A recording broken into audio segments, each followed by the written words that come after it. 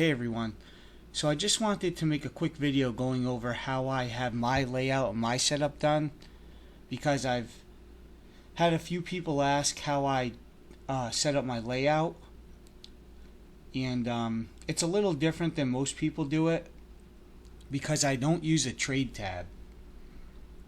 So right now we're on the trade tab. So over here to the left you have your watch list, stocks, market, screener, trade, your account, and paper trading. So when you click the trade tab, it basically gives you a, let's see if we could do a new board. So it gives you a new board. Well, you could choose a board. So you can, it has a lot of customization, but trying to fit too much stuff on the trade tab, especially if you're just using one monitor, it's really tricky, especially with seeing your chart. So basically I've been doing trading options, so here's my options trade tab. Well, they have a generic options trade tab. And this is how I had my option excuse me, my options trade tab set up. So for the options chain itself, this is the smallest. So this is the smallest that you could make the window, which kind of sucks because I just usually like to fall within 6 strike prices anyways. So if I could make this smaller, it would give me the opportunity to make my chart bigger or my positions tab bigger, because I have to scroll down. Also, for the level 2, you can't make that any smaller either. That's it. So you're limited.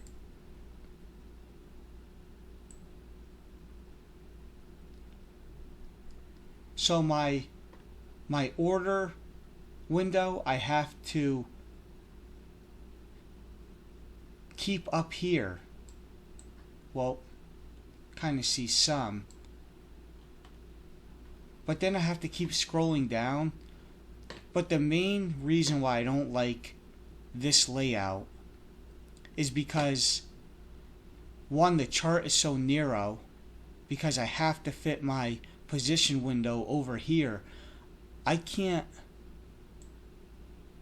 I mean, I could make it small and kind of squeeze it up here, but then I'm going to be trying to scroll over to see my unrealized P&L. It's just a hassle, especially when you're caught in the moment of trading and you're in a trade. You don't want to have to take seconds out of your way to scroll over to see this and to bring this chart up and down. So for me, this doesn't work. This whole trade tab setup for options doesn't work. If you have 2 monitors, it would work, which I am going to get another monitor eventually. I just don't have the space right now. So for me, underneath the watch list tab is a stocks tab. And basically, I think when you first open up the stocks tab, it probably looks like this. So you have a big chart and you have your watch list. And this is what I've been trading off of, if anyone was wondering. So basically how I set this up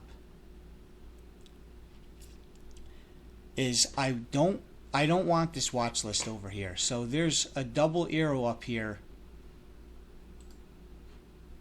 If you click that, it will eliminate that watch list. So basically all I need is a chart, the options chain, my position window, and my trading tab. So let's start with taking this double arrow and clicking that over. So that's going to minimize the chart a little bit, but it's going to set up a widgets window. And on this widgets window, you can basically have all this stuff up here. But you're going to need to scroll up and down to see it all. So I don't need all this. So basically, when I click my widgets, all that I want is the order and positions, right? I don't need the price ladder. I don't need the quick chart. I don't need the order book. I don't need the best bid and offer.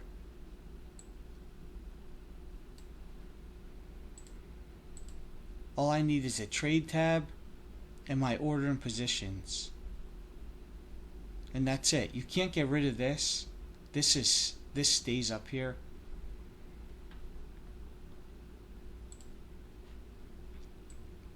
So I've tried switching these around.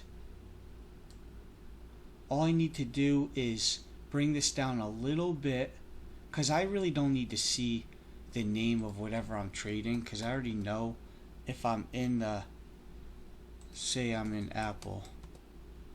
So it says Apple up here. It says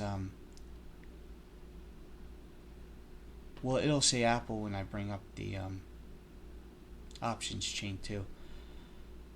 So when I bring this down, all I want to see is the price, this window, and down here is my position and my orders. So this is all on the trade tab. This is two separate windows. You have your orders window, which has your working, filled, canceled, and all, and then you have your positions window. But I like this because I can go back and forth. So once I'm in a position, if I have an open order, I can go to my working order, I can cancel it, I can modify it, I can see if I'm filled.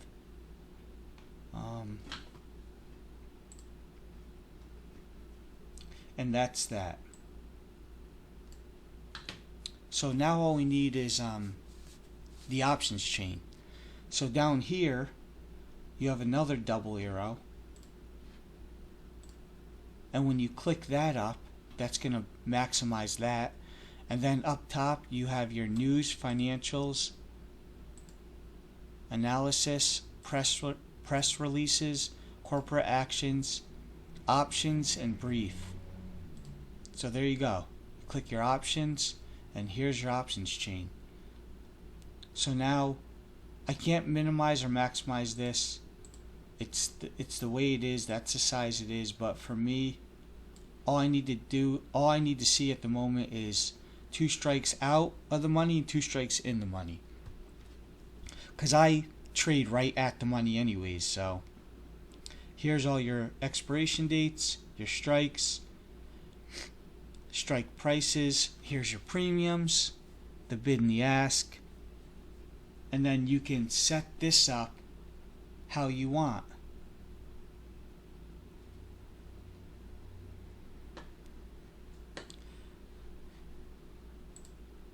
So when you have the trade tab, so the options trade tab is a little smaller. So when you click that, it's going to push everything up a little more. That way when I scroll down to have just my price showing up here, it's big enough to show the current price of the stock.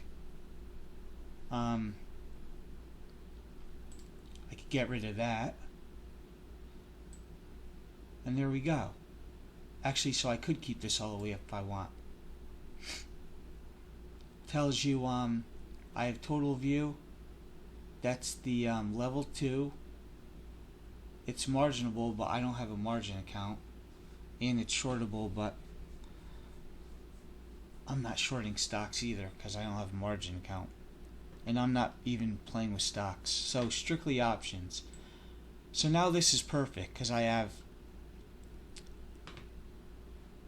my chart right here, which is a lot bigger than the chart here, as you can see.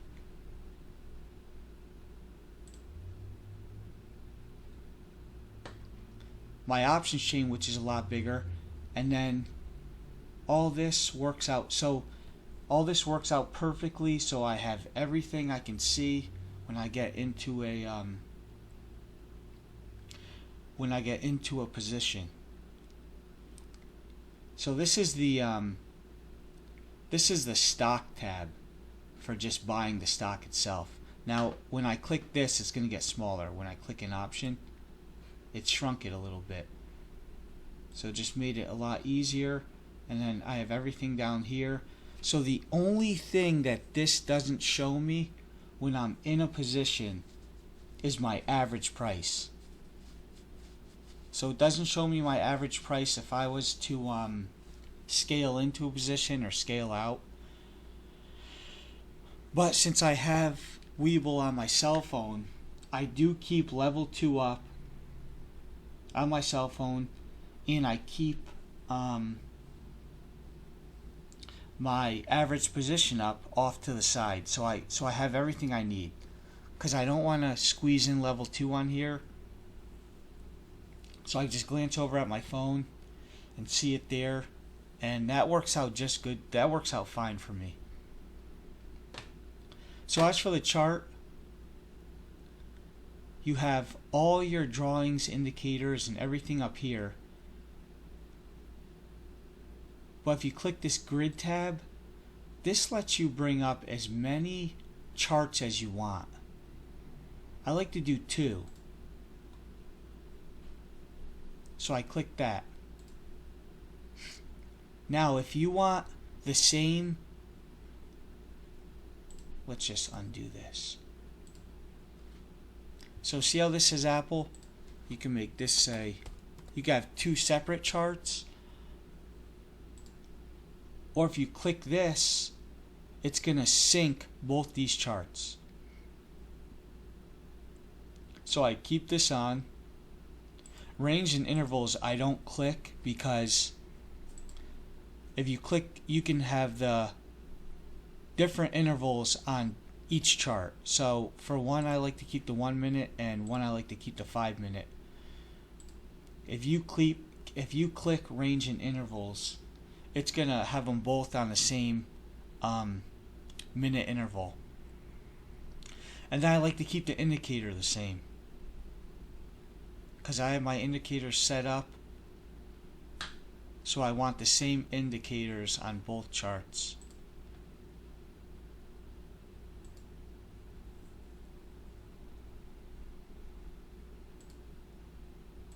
Alright, another thing, as for this options tab, see this little lightning bolt in the corner? You want to be able to see that. That's real-time quotes.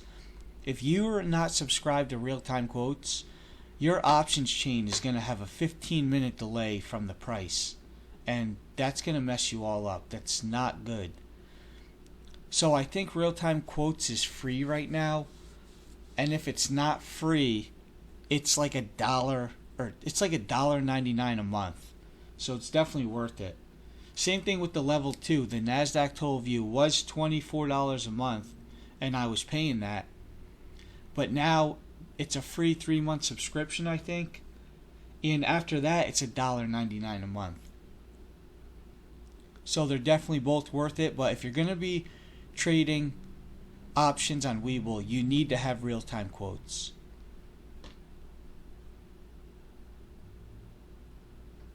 Let's see. Settings for layout of my options. I basically have this all stock. As for my indicators, I just like to keep this as simple as possible.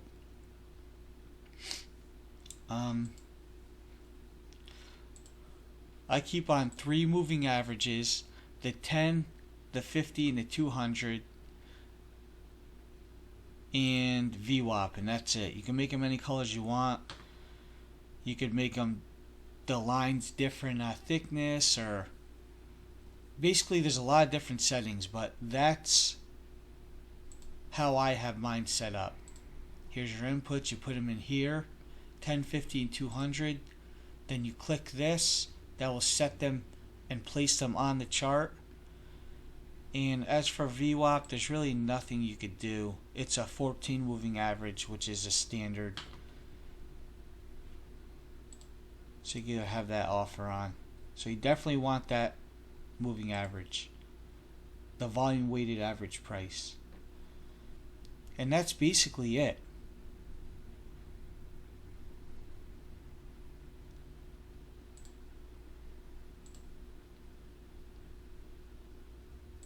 As for settings, I have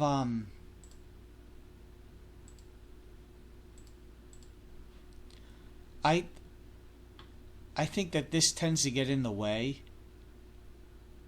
This is all your data, your crosshair data. So all your indicators, all your moving averages come up here, and it tells you what price they're at the time. I don't really need to know that. So you can have it floating, which really gets in the way. So I just keep that off. Advanced chart. Let's see. Overlap volume. Show extended hours. Sometimes I turn that off, sometimes I turn that on. It's personal preference. However you like to look at pre-market in the morning. Usually people just like to show if it gapped down or gapped up from the closing price of the previous day. If that's what you like, then you probably want to keep that off. I like to see what's been going on pre-market, so I leave it on. High and the low of not of the day, but of what is visible in your chart at the moment. So if you zoom out enough, you could see the high and the low of the day. I turn the overlap volume on because if I keep that off, then I have to have another window for volume, and that just makes your chart smaller. So I just like to leave that on.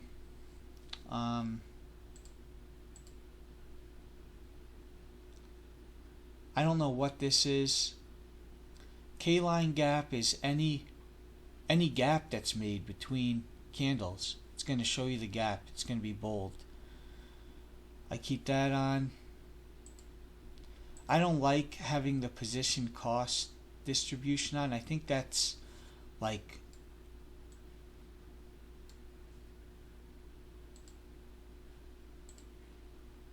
all the different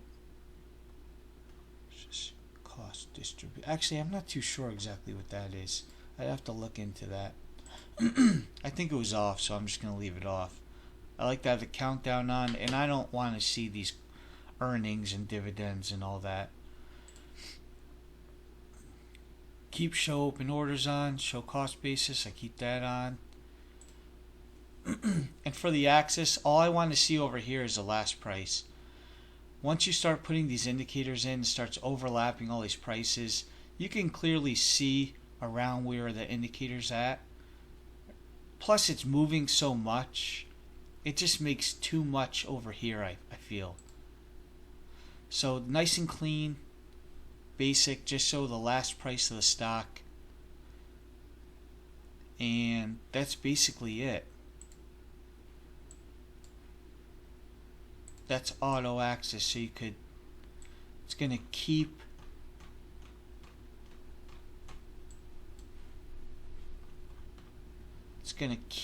your prices in your window. It's not ever going to fall out.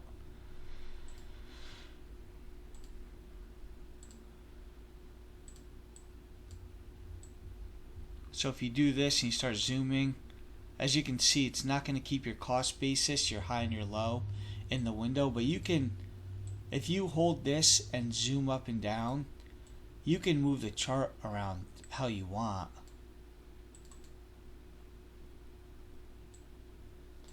Actually, maybe I should try keeping that on, trading with that on. I kind of like it like that.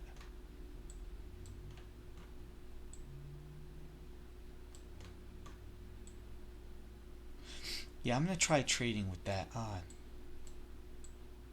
And that's basically it. It's a quick overview, quick layout of how I do my stocks tab. It seems to work for me. Hopefully this helped anyone out who's wondering how I did this. If you have any questions or comments, just leave them down below. And I'll see you guys tomorrow.